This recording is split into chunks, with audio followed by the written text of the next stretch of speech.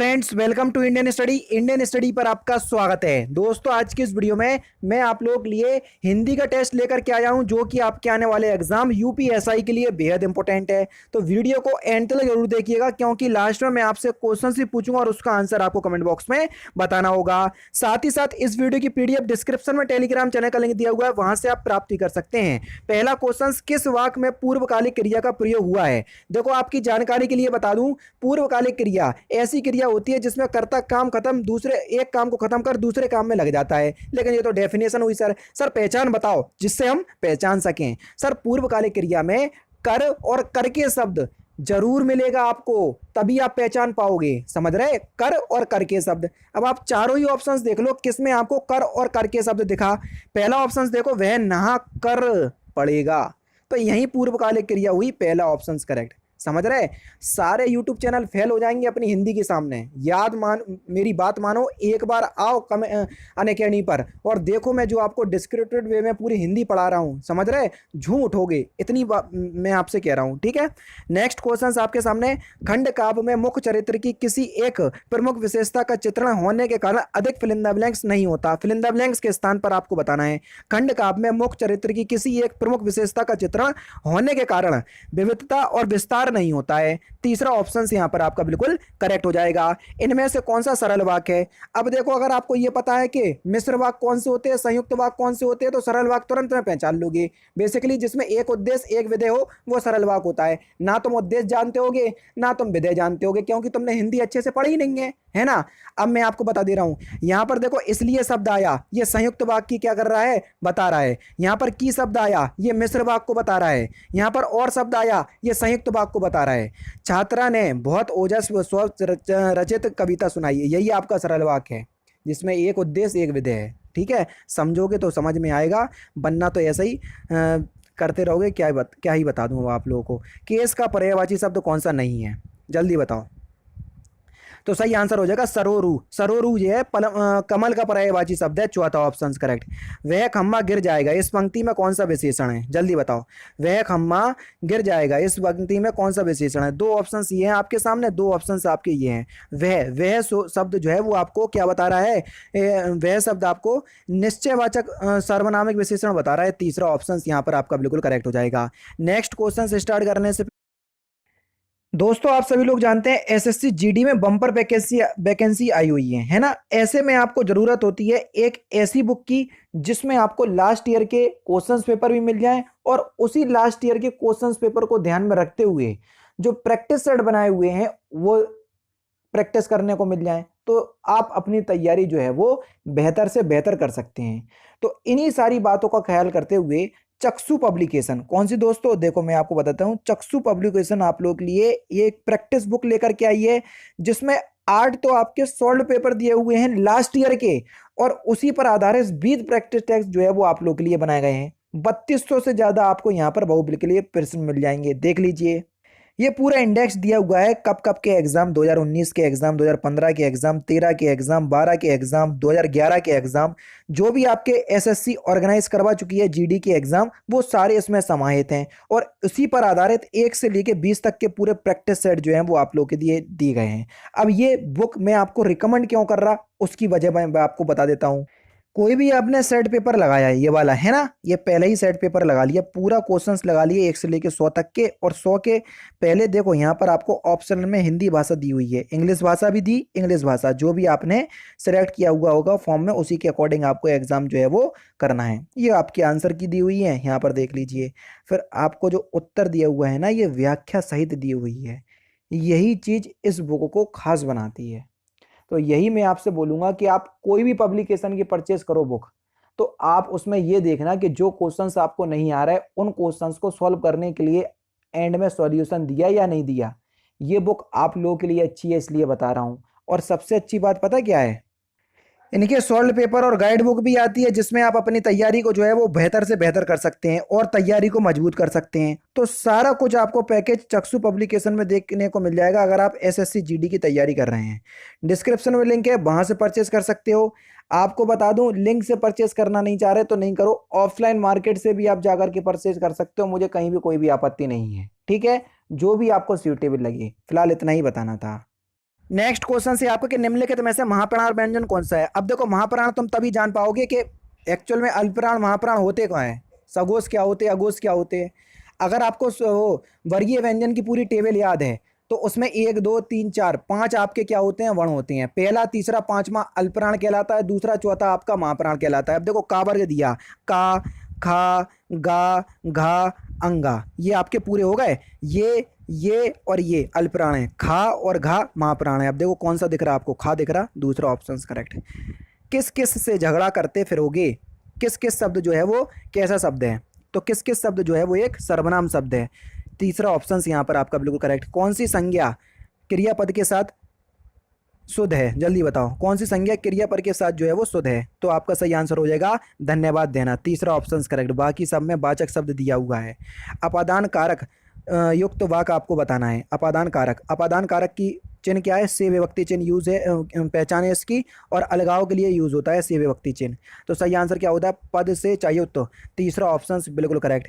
इनमें से देशा शब्द आपको बताना है, कौन सा शब्द जो है वो देशा शब्द है। Question number 14। झोपड़ी, झोपड़ी शब्द जो है वो एक देशा शब्द है सर, पहला ऑप्शन करेक्ट। कनक, कनक तय सौगुनी, आराम से पहचान गए होगी। 3 बेर खाती थी वो 3 बेर खाती है, सजना है मुझे सजना के लिए, है ना।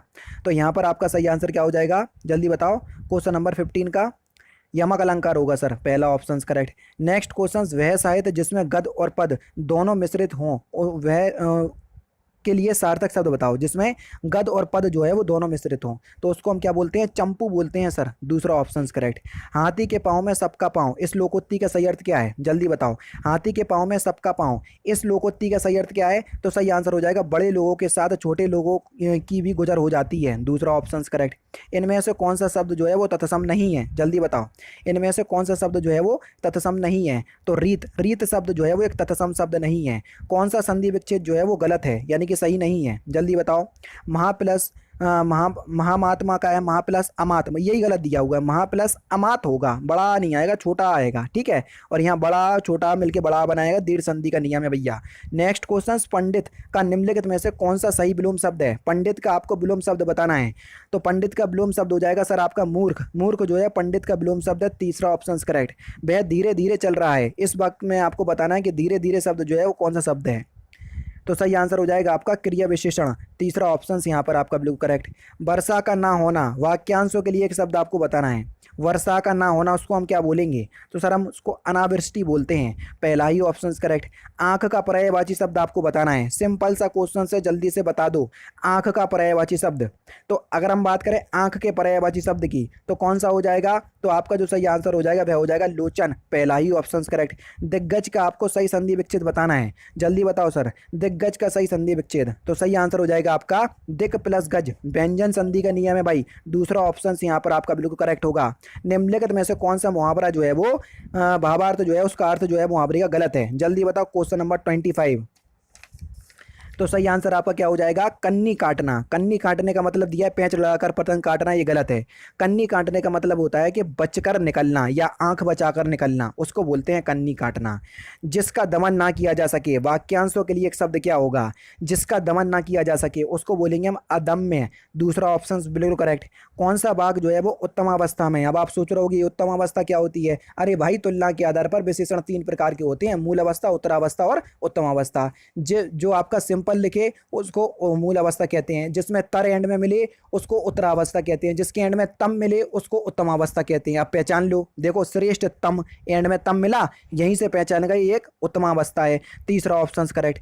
गुप्त का निम्नलिखित में से कौन सा सही विलोम शब्द है, जल्दी बताओ। गुप्त का विलोम शब्द आपको बताना है, तो सही आंसर हो जाएगा आपका प्रकट, पहला ही ऑप्शन करेक्ट। नेक्स्ट क्वेश्चन से आपका किस विकल्प के सभी शब्द विशेषण से बनी भाववाचक संज्ञाएं, जल्दी बताओ। जो विशेषण से बनी भाववाचक संज्ञाएं, तो सही आंसर हो जाएगा छुटपन, छोटे विशेषण से बनी। लड़कपन जो कि लड़का विशेषण से बनी, लड़का संज्ञा से बनी, ये छोटा संज्ञा से बनी, ये लड़का संज्ञा से बनी। और धार्मिकता ये आपके किससे बनी है सर, धार्मिक शब्द से बनी, ठीक है। नेक्स्ट क्वेश्चन से आपके अर्थ के आधार पर वाक्य के भेद, सर देखो रचना के आधार पर वाक्य 3 प्रकार के होते हैं, सरल वाक्य, संयुक्त वाक्य और मिश्र वाक्य, ये रचना के आधार पर होते हैं। अर्थ के आधार पर वाक्य 8 प्रकार के होते हैं, जिसमें से एक प्रकार उसमें दिया है विस्मयादि बोधक भाग, निषेधात्मक भाग, कई मतलब 8 प्रकार के होते हैं, समझ रहे हैं। ये टॉपिक भी पढ़ा चुका हूँ अनअकैडमी पर, एक बार आओगे तो समझ में आएगा, वरना तो ऐसे ऊपर से जैसे अभी जा रहा वैसे ही जाता रहेगा। जाएगा। प्रत्यर्पण शब्द में फिल इन द ब्लैंक्स उपसर्ग लगा है, जल्दी बताओ प्रत्यर्पण शब्द में कौन सा उपसर्ग लगा है। तो सही आंसर हो जाएगा आपका प्रति उपसर्ग, दूसरा ऑप्शन करेक्ट। भाववाचक आपको बताना है, कभी नहीं पहचान पाओगे, ट्रिक बता दे रहा हूँ, जिसके एंड में जाता आपको क्रिया मिल जाए, जाता क्रिया, जानी क्रिया, ये जा क्रिया आपको मिल जाए तो वहां पर आपका बहुवाचक होता है। देख लो कौन से ऑप्शंस में दिया, और किसी ऑप्शंस में दिया ही नहीं होगा। सर्दियों में रोज नहाया नहीं जाता, मिल गई, पहला ही ऑप्शन करेक्ट। डेफिनेशन पढ़ना ना, कभी नहीं पहचान पाओगे डेफिनेशन से। दोहा के प्रथम चरण में कितनी मात्राएं होती हैं। दोहा जो है वो एक अर्ध सममात्रिक छंद है। पहले और तीसरे चरण में 13-13, दूसरे और चौथे चरण में आपकी 11-11 मात्राएं होती हैं। यहाँ पर बोल रहे हैं दोहा के पहले चरण में, तो पहले चरण में कितनी मात्राएं होंगी, जल्दी बताओ सर। 13 मात्राएं होंगी, जैसा कि आपने बोला, तीसरा ऑप्शन करेक्ट। खापर शब्द का शुद्ध रूप आपको बताना है, खापर शब्द का शुद्ध रूप क्या होगा, तो सही आंसर हो जाएगा आपका खप्पर, दूसरा ऑप्शन करेक्ट। नेक्स्ट क्वेश्चन से आपका कि आधुनिक परिवार का एक हिस्सा बनकर जिंदगी मानसिक तनाव से गुजर गई है। अब आपको बताना है कि किस पार्ट में गलती है। देखो, जिंदगी मानसिक तनाव से गुजर रही है, ना कि गुजर गई है, तो यहाँ पर दूसरे पार्ट में गलती है, दूसरा ऑप्शन यहाँ पर आपका बिल्कुल करेक्ट। भीष्म पिता ने आजीवन शादी ना करने का प्रण लिया, आजीवन में कौन सा समास है, बता चुका हूँ भैया। पहले आपको आ दिख जाए पूर्व पद में, प्रा दिख जाए, प्रति दिख जाए, यथा दिख जाए, आवत दिख जाए, भर दिख जाए, इन सब में आपका अव्ययीभाव समास होता है, तो पहला ही ऑप्शन यहाँ पर आपका बिल्कुल क्या हो जाएगा सर, करेक्ट हो जाएगा। नेक्स्ट क्वेश्चन, अपने अपने किताब बस्ते में डाल लो। आपको बताना है कि इसके किस पार्ट में गलती है। आप सभी लोग जानते हैं अपने अपने नहीं, अपनी अपनी किताब बस्ते में डाल लो, तो पहले ही पार्ट में गलती है। हिंदी दिवस निम्नलिखित में से किस दिन मनाया जाता है, जल्दी बताओ। हिंदी दिवस निम्नलिखित में से किस दिन मनाया जाता है, तो सही आंसर हो जाएगा प्रत्येक वर्ष हम 14 सितंबर को हिंदी दिवस के रूप में मनाते हैं, दूसरा ऑप्शन करेक्ट। किस विकल्प में द्वंद्व समास नहीं है, जल्दी बताओ, किस विकल्प में द्वंद्व समास नहीं है, तो सही आंसर हो जाएगा शुभागमन, यानी कि दूसरा ऑप्शन करेक्ट, यहाँ तत्पुरुष समास होगा।